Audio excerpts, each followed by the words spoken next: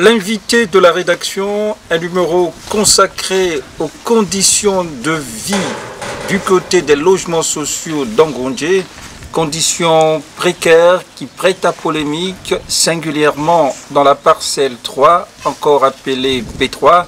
Nous faisons le tour d'horizon en images avant d'en discuter avec nos invités du jour.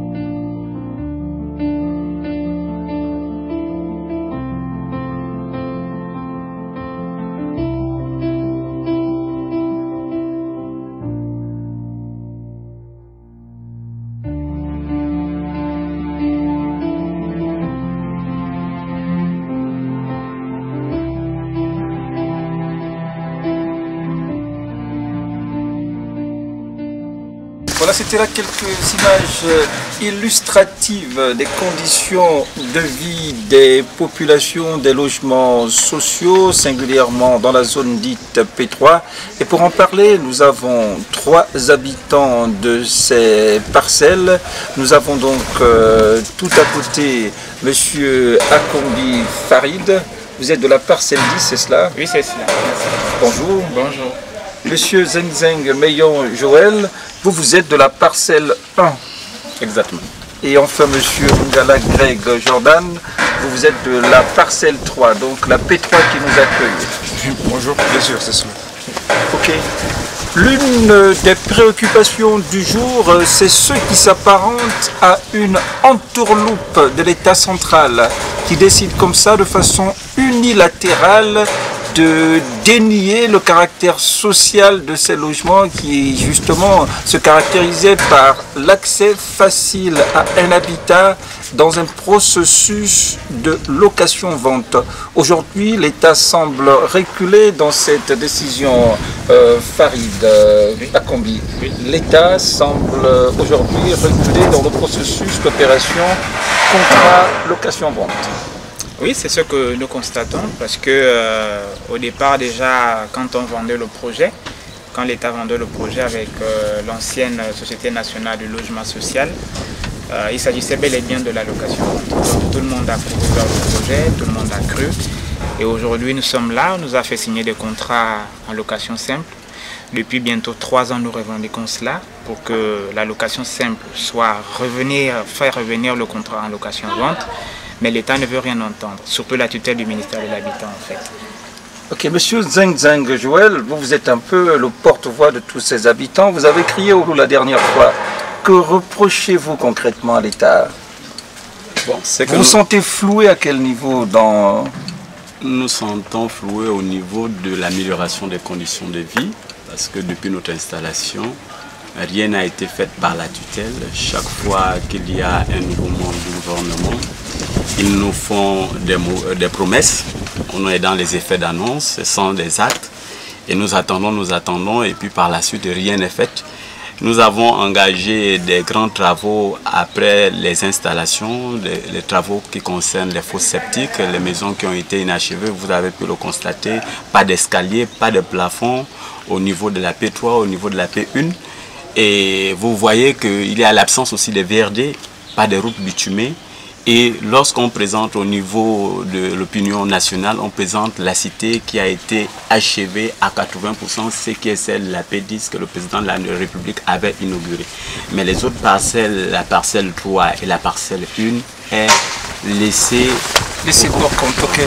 Monsieur Mongala Greg Jordan, On parle d'absence d'eau. L'accès à l'eau potable est très difficile et parfois les puits sont finalement utilisés avec justement des commodités d'hygiène qui prêtent à polémique. Justement, comme vous avez pu le voir, déjà on vous a fait faire le tour de la parcelle 3.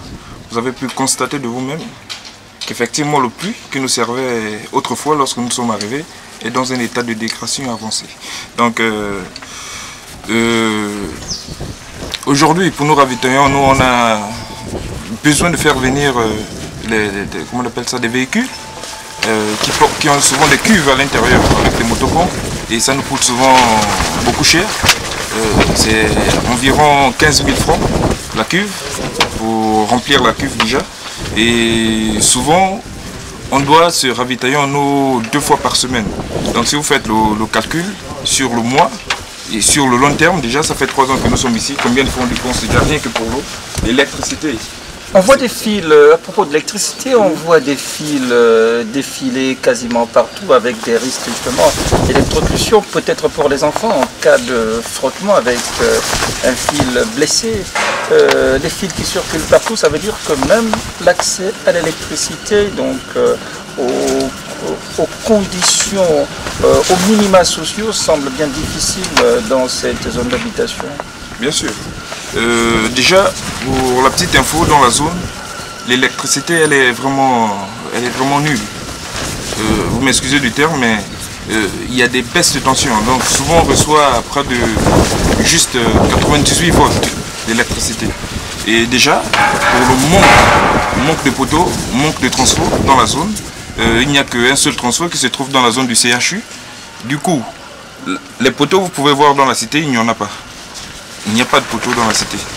Et nous sommes obligés déjà de nous rafistoler sur les poteaux existants qui sont hors de la cité, tirer ce courant-là pour l'acheminer jusque dans la cité. Et vu qu'il n'y a pas d'installation pour mieux acheminer le courant dans la cité, et bien, les câbles sont obligés de pondre comme vous le voyez là. Et le courant, vraiment, si vous venez filmer ici le soir, vous verrez rien. Parce qu'il n'y a pas d'électricité, le voltage est à 98 volts.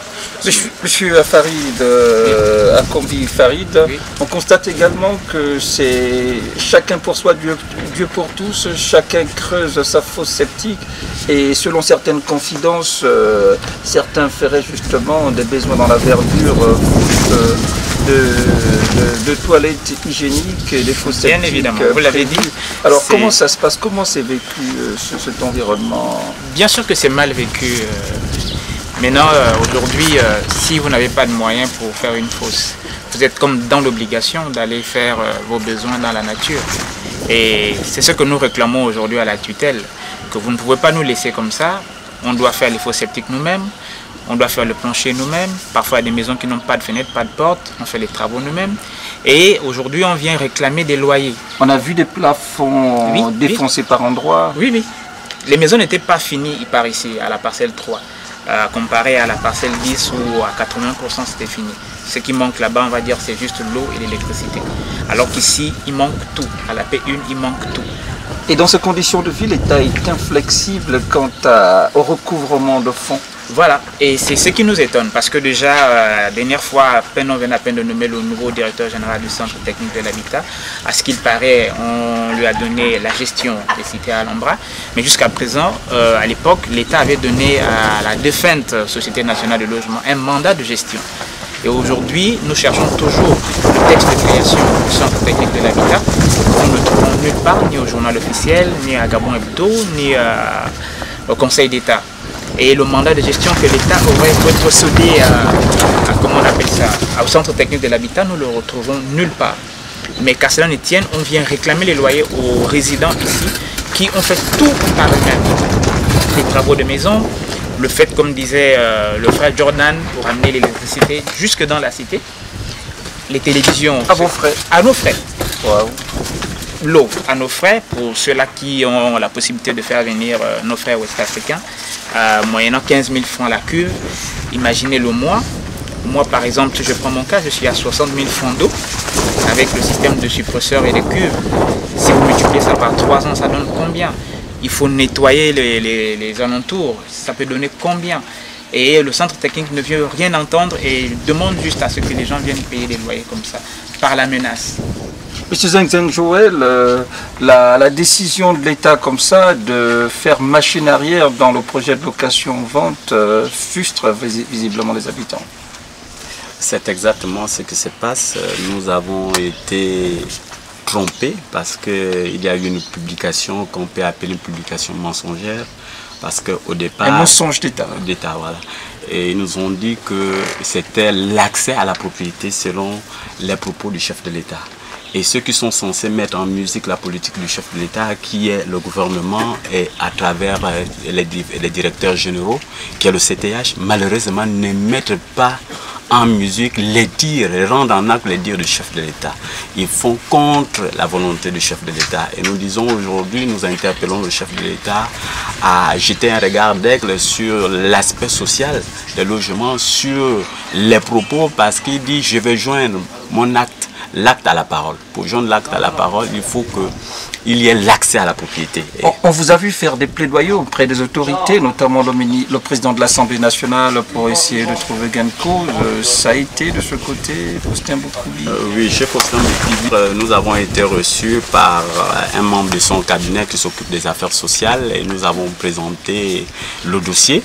Le dossier n'est pas seulement au niveau de l'Assemblée nationale, mais nous avons aussi adressé des correspondances au niveau de la présidence de la République, chez la Première Dame, au Sénat et à la Cour constitutionnelle. Mais à ce jour, nous avons eu seulement que la réponse de l'Assemblée nationale qui a pris la décision de nous recevoir et de nous écouter. Nous avons été écoutés hier par son cabinet. Et ils ont dit le président de l'Assemblée devait rendre compte au Premier ministre de rendre compte au ministre de l'Habitat. Monsieur Mungala Greg Jordan, parmi les griefs justement faits au CTA, le Centre technique de l'habitat, ou le ministère de l'Habitat, c'est des doublons dans le paiement de dossiers d'accès au logement. Ces doublons-là, comment ça se passe? Certains ont payé des dossiers. Ils sont redemandés de repayer doublement les dossiers. C'est plus de 50 millions la première fois ou 50 milliards environ. Combien de fonds comme ça l'État est en train de soutirer des personnes économiquement faibles? Vous faites bien d'aborder ce sujet. Déjà, si on revient sur le calcul, ici, au niveau d'Alombra, donc les trois cités, nous avoisinons les 1095 logements. Donc, si vous faites le calcul, fois 50 000 francs. Voilà. Ça a été en payé un seul une mois, fois, voilà. Ça a été payé une fois. Avec obligation de repayer. Avec obligation de repayer. Bon, déjà nous les avons payés. Nos noms apparaissent à l'Union. Donc en 2017. Donc le journal officiel. Officiel, on peut le dire. Nous avons été convoqués pour payer ces frais de dossier là, pour fournir un dossier, voilà, et accéder à ces maisons là. Donc du coup, nous avons accédé, nous sommes là, on vit dans les maisons, on a même payé les loyers déjà. Et après, il y a une nouvelle équipe qui s'installe. Et lorsque cette équipe s'installe, elle nous demande de repayer à nouveau les mêmes frais de dossier que nous avons déjà payés autrefois. Bon, aujourd'hui... Monsieur Zeng, vous qui avez un peu la facilité de faire des calculs, c'est combien de millions que l'État entend comme ça soustraire frauduleusement des personnes économiquement faibles? C'est 54 750 000 pour les 1095 logements. Parce qu'au niveau des frais de dossier, ils nous ont exigé 50 000 à nouveau. Moi, j'avais payé mes frais de dossier au temps du ministre Ben Moubamba. Et aujourd'hui, j'ai repayé les frais. Et à qui profite toute cette mascarade, cette délinquance économique, de votre point de vue? De mon point de vue, cela profite à ceux-là qui sont à la tête aujourd'hui de la gestion des logements sociaux. On va en parler, c'est le CTH, le Centre technique de l'habitat, parce que ce sont eux qui ont initié l'opération Vipère. Et lorsqu'ils ont initié l'opération Vipère, on les avait posé la question de savoir qu'est-ce qui devait se passer après le recensement. Ils n'ont pas voulu s'exprimer devant les médias et on a compris que s'ils refusaient de s'exprimer devant les médias, c'est parce qu'il y avait une mascarade par rapport au paiement à nouveau des frais de dossier, qui était un paiement frauduleux par rapport à ce qui se faisait actuellement. Monsieur Akombi Farid, le ministre, du moins ce sortant, pour Epiga Ernest, a semblé briller par un silence coupable. Oui, un silence, vous le dites, mais c'est pas vraiment un silence. Nous, on a trouvé cela... complicité active. Voilà. C'était pas normal que nous puissions regarder le ministre, l'ancien ministre de l'Habitat sur Gabon 24 s'exprimer, disant des choses qui allaient pour le bon sens pour les résidents des logements sociaux, mais en application par le Centre technique de l'habitat, c'était tout le contraire. Du coup, on ne comprenait plus rien. Vous êtes rapproché de son cabinet pour dénoncer ces pratiques plutôt du Centre technique de l'habitat. Frauduleuse. Du Centre technique de l'habitat. On n'a pas eu l'occasion et le temps qui nous manquait parce qu'au moment où on était en train de vouloir lancer l'action pour aller rencontrer le ministre, parce que beaucoup des aînés nous ont conseillé de le faire, il y a eu ce changement-là au niveau gouvernemental. Donc nous allons le faire dans les plus brefs délais avec le ministre entrant de l'habitat. Mais maintenant que la ministre vous suit, on imagine que l'élément tombera dans ses oreilles. Et quel est le message à la ministre avant justement que l'acte administratif par courrier officiel le suive? Premièrement, c'est déjà de changer la donne. Parce que nous savons très bien... changer la donne. Changer la donne, c'est de mettre fin à ce que le Centre technique de l'habitat est en train de faire par l'entremise de son directeur général. Parce que nous avons dit à ce dernier que cette opération-là, pour nous, nous la trouvons non officielle. Si elle est officielle, pourquoi on ne nous présente pas le mandat de gestion? On nous présente un arrêté, d'accord. Est-ce que l'arrêté donne la gestion des cités à Alhambra, mais où est le mandat de gestion? Nous ne savons pas. Pourquoi on fait fi des prix des loyers? Parce que moi, si je suis dans une maison à la parcelle 10 qui est à 80% finie, il ne faut pas qu'on joue aussi un peu le côté ma personne. Si moi, on me demande de payer 75 000 francs pour mon logement, je vais revendiquer peut-être le fait qu'il n'y ait pas d'eau et d'électricité, qu'on baisse le prix du loyer. Mais celui qui est rentré à la parcelle 3, qui est rentré dans une pana comme moi, à qui j'ai vu les reçus, on faisait payer 190 000 francs. Et aujourd'hui, on demande encore de repayer encore les frais de dossier. Nous trouvons ça comme une injustice. Et apparemment, les personnes en face de nous n'usent pas de compassion pour les populations qui souffrent déjà.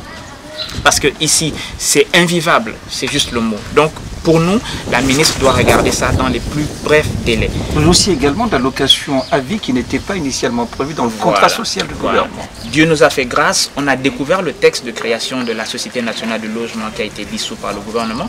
Ce texte dit clairement que la Société nationale de logement social ferait ces logements-là en location-accession. Nous sommes allés jusqu'au tribunal pour vous le dire. Là-bas, on a été reçus. Et là-bas, ils nous ont dit que la preuve, quand on voit le président de la République et le ministre, l'ancien ministre de l'Habitat, disant que le logement le plus élevé, le plus cher ici, serait à 10 millions de francs CFA, quand on fait un léger calcul sur 10 années, ça nous donne pratiquement 70 000 francs le coût du logement. D'où est parti le fait qu'on passe de 70 000 francs, une maison, à 190 000 francs. Donc de 10 millions, un logement. Le caractère social semble avoir... c'est envolé.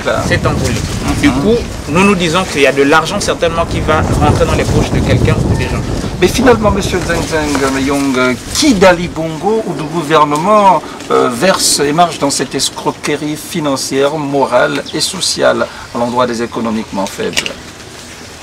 Ali Bongo a-t-il menti ou le gouvernement se sucre abusivement sur le dos des économiquement faibles en marchant sur l'engagement du chef de l'État? Moi, je pense que Ali Bongo a initié un projet louable et salutaire pour les Gabonais. Parce que lorsqu'il a initié le projet, il a voulu que les Gabonais aient l'accès à la propriété. Mais désormais, ça semble... désormais, ça semble être bafoué par les membres du gouvernement qui veulent se faire le sucre sur le dos des pauvres Gabonais. Parce qu'il s'agit sur la misère des Gabonais. Donc, je pense que le chef de l'État n'est pas informé et certains ont profité de son absence ou de son état de santé pour faire du désordre dans le pays. Nous nous réjouissons aujourd'hui que la santé du chef de l'État s'est améliorée et nous sommes convaincus qu'il va prendre le dossier à l'emploi entre ses mains et faire l'arbitrage de ce dossier pour le bien-être des Gabonais. Bon, on s'achemine vers la fin de cette émission. Vous allez chacun pour sa part essayer de donner son mot de la fin. On va commencer par M. Mongala Greg Jordan. Votre mot de la fin sur ces conditions de vie relativement difficiles par endroits. Une adresse aux dirigeants et peut-être même un cri de cœur. Bon, particulièrement, je voudrais m'adresser au chef de l'État, au président de la République, qui a initié déjà le projet, qui est un projet louable. Dommage parce que ses collaborateurs qui étaient censés vraiment mettre en musique sa politique, n'ont pas suivi la vision du chef de l'État. Bon, ce qui est fait est fait.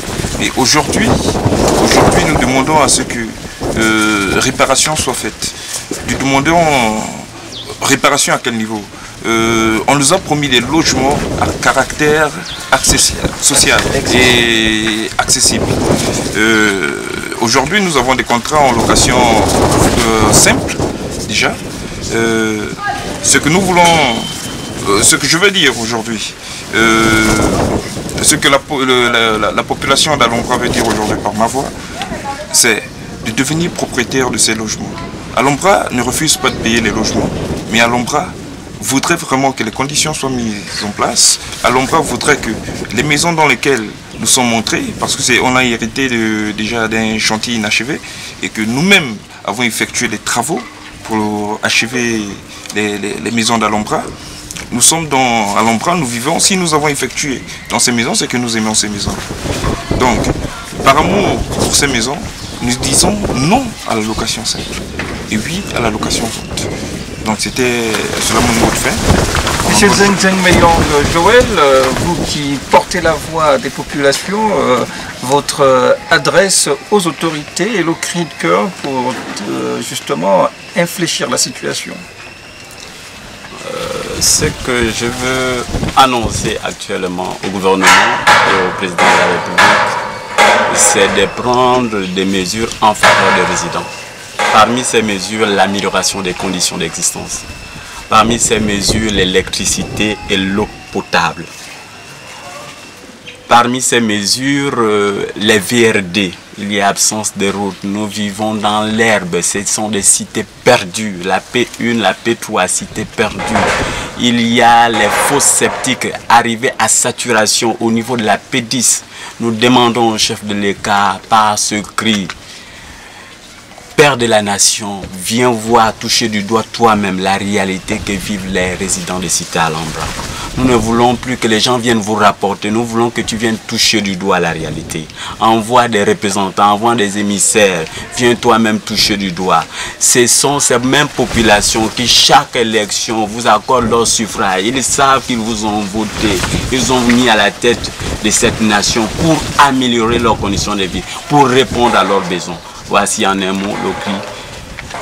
Ok, Monsieur Farid Kombi, c'est également l'occasion pour vous de donner votre adresse et peut-être même cri de cœur pour que l'on puisse tourner la page de ce triste moment qui pourrait muer en souvenir lointain. Oui. Moi je dirais déjà merci déjà au chef de l'État. Merci pour avoir eu le courage de construire ces logements sociaux. Et demander à la personne qui a été nommée à la tête du ministère de l'Habitat maintenant d'être patriotique.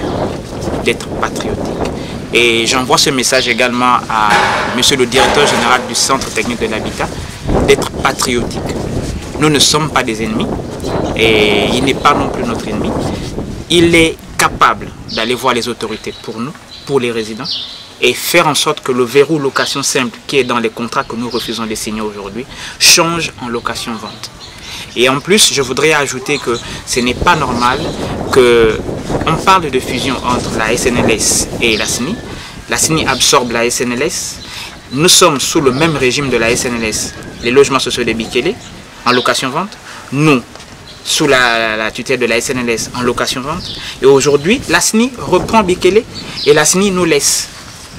Aujourd'hui, la SNI nous laisse et on nous laisse en location simple. Bikele en location-vente.